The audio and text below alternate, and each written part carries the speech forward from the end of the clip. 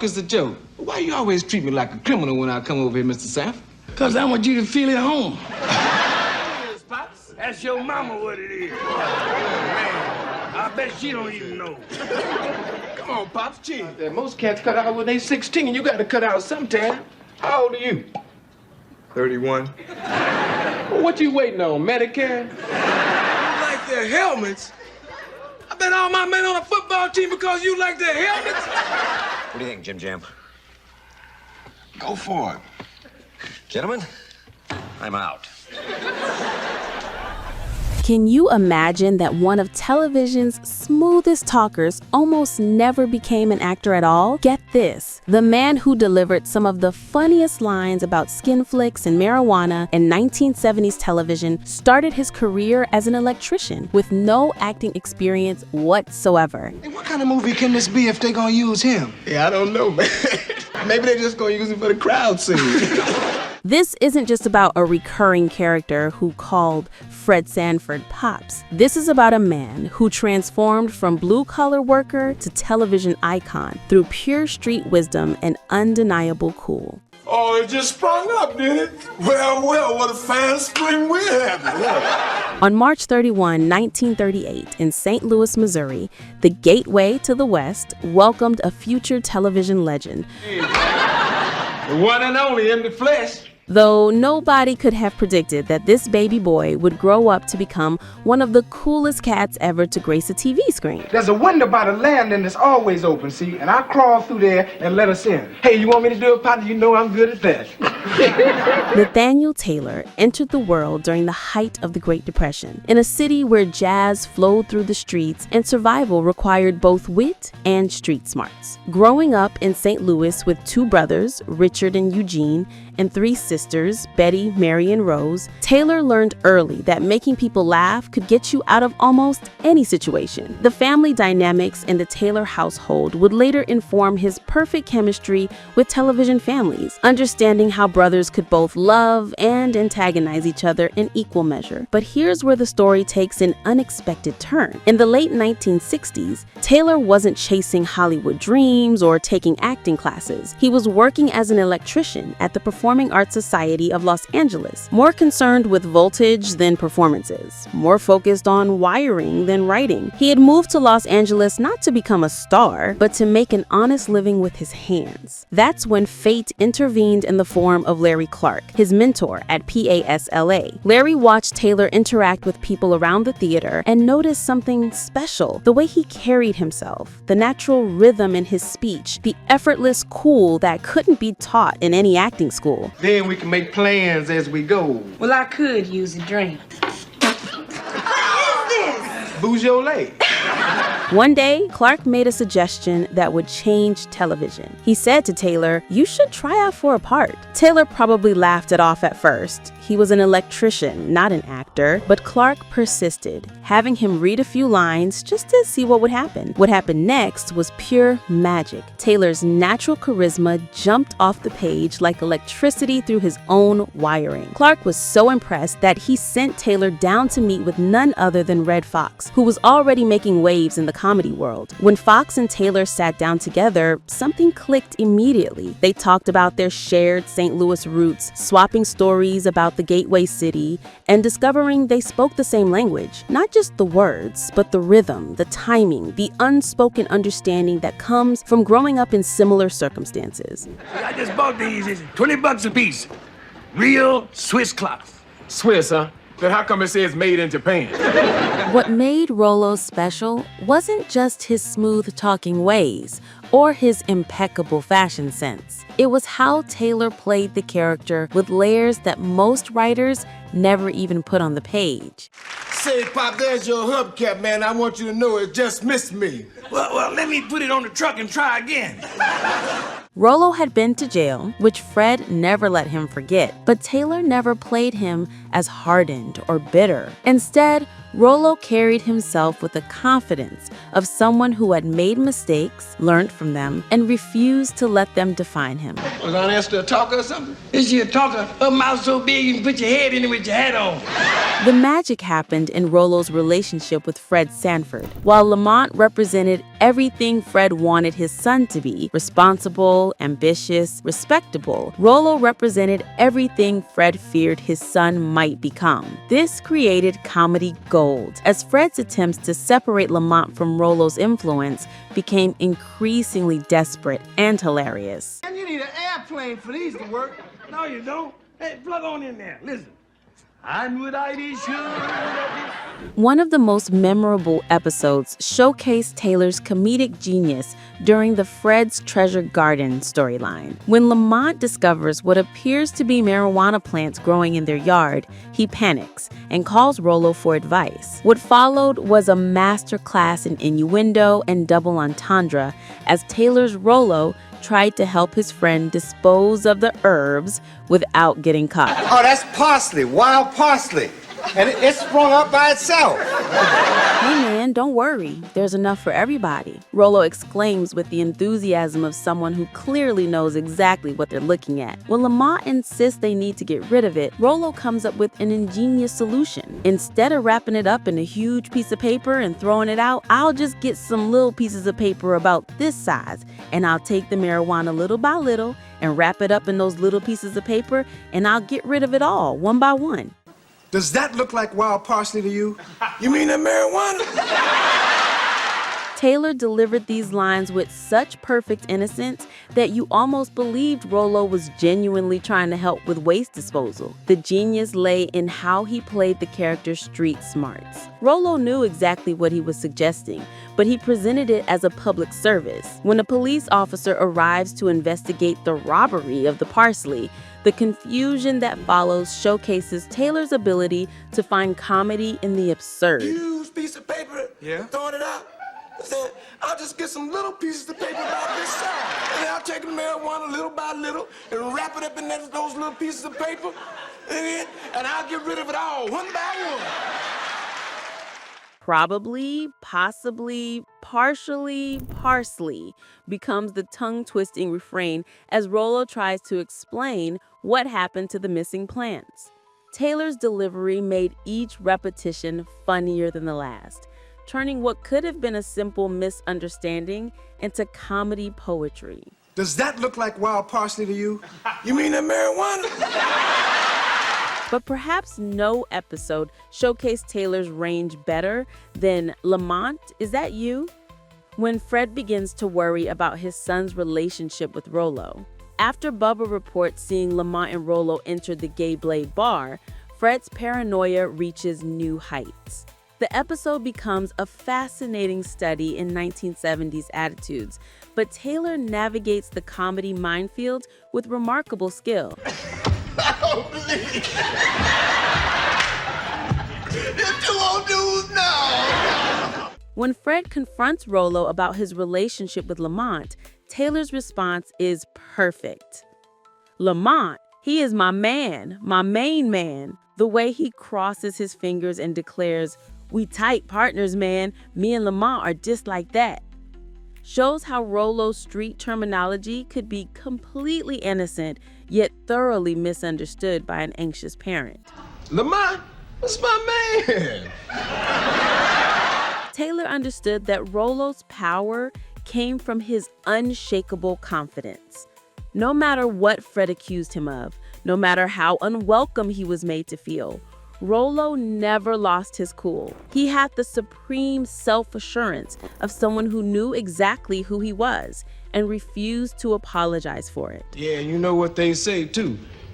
If you can't hold a job, you change your line of work. The character's relationship with Lamont revealed another layer of Taylor's performance. Rollo genuinely cared about his friend, but his version of caring often involved introducing Lamont to experiences that Fred considered corrupting influences. When Rollo suggests they go see skin flicks or attend parties that push the boundaries of respectability, he's not trying to corrupt Lamont. He's trying to expand his friend's horizons. What you waiting on, Medicare? Come on, man. Get your man off your old man and come on over and put it where it belongs, on the chicks. It was supposed to be a skin flick classic, Rollo explains, after taking Lamont to see a particularly disappointing adult film. When Lamont complains about the quality, asking why Rollo took him to see such garbage, Rollo's comeback is perfect. Well, how come you wanted to see it twice then? Yeah, well, it was the worst film I ever seen, man. It was rotten and it was disgusting. I wouldn't take no girl to see it. I don't know why you took me. Taylor's timing on this line was impeccable, catching Lamont in his hypocrisy while maintaining Rollo's street credibility. Then how come you wanted to stay and see it twice then? Taylor appeared in 32 episodes of Sanford and Son from 1972 to 1977, creating a character so memorable that he became part of the show's essential fabric. Unlike many recurring characters who felt like add-ons, Rollo enhanced the central relationships that made the show work. He was the friend who brought out Lamont's rebellious side and Fred's protective instincts in equal measure. And it's all about these 350 swinging couples in the baggage compartment of a 747. The authenticity Taylor brought to Rollo came from his own background and his understanding of neighborhood dynamics. He knew guys like Rollo, the ones who always had an angle, always knew someone who knew someone, always had access to whatever you needed. But Taylor also understood that these characters weren't villains, they were survivors who would learn to navigate the world through charm, wit, and an unshakable belief in their own abilities. The security camera just took your picture for nothing. Good. When Sanford and Son ended its legendary run in 1977, Taylor reprised the role in the spin-off series, Sanford, from 1980 to 1981. Okay, put it on out. Come on, now you got it. Great. To the left, don't nick it. To the left, you new dummy.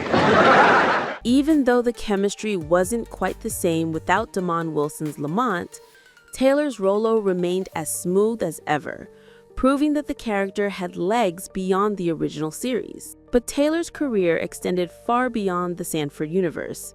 His film work showcased a completely different side of his talents. In 1972's Trouble Man, featuring a legendary Marvin Gaye soundtrack, Taylor played Leroy, one of Mr. Big's henchmen.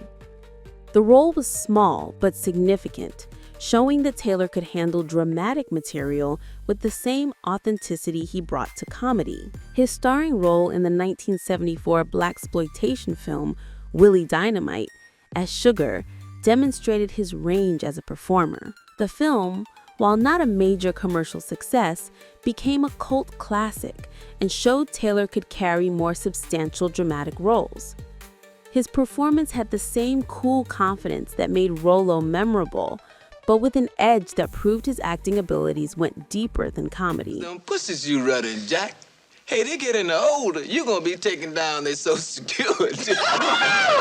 In 1977's Passing Through, directed by Larry Clark, the same mentor who first encouraged him to act, Taylor took on his most challenging role as Warmack, a jazz musician and ex-convict dealing with complex issues of creativity and masculinity.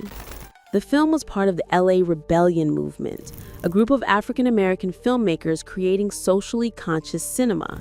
Taylor's performance was praised for its sensitivity and power, showing that the electrician turned actor had genuine dramatic chops.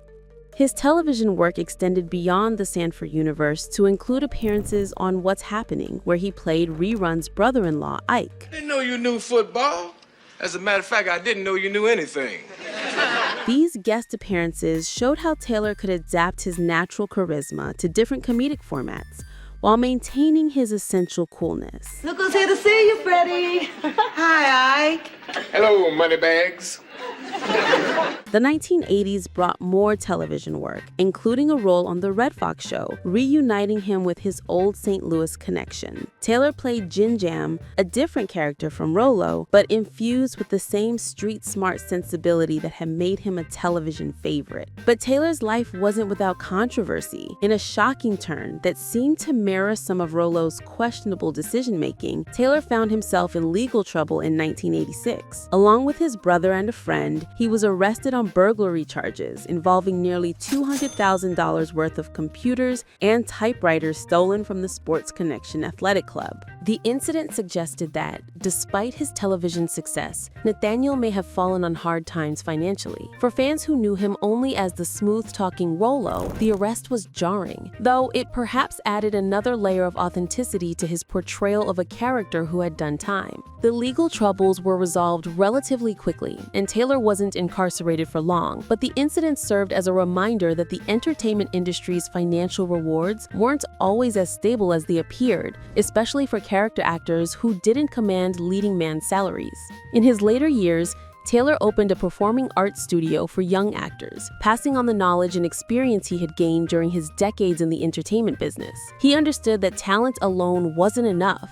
Young performers needed guidance, mentorship, and, most importantly, the confidence to be authentically themselves. The lasting power of Rollo Lawson became evident in 2015 when Blue Line Classics LLC contacted Taylor about reuniting him with the restored 1951 Ford F1 truck from Sanford and Son. The fact that fans wanted to connect the actor with this piece of television history demonstrated how deeply the character had embedded itself in popular culture. Taylor's appearance at the Hard Rock Roxino Northfield Park in 2016, signing autographs with the restored truck, showed that decades after the show ended, people still remembered and loved Rollo. The character had become more than just a television role. He was a cultural touchstone representing a certain kind of cool that transcended generations. When filmmaker Kevin Jerome Everson created the 2016 short film Auditioning for Nathaniel, it highlighted how Taylor's portrayal of Rollo had become a template for a certain type of 1970s cool. 10 actors auditioned to play Rollo in the film,